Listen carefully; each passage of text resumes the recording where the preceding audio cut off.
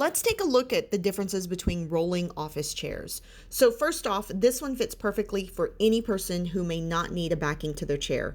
Perhaps someone who needs a full 360-degree full rotation, as well as someone who would be leaning over to inspect or examining someone or something. So think tattoo artist, doctor's examination room, salon, or even a massage therapy location.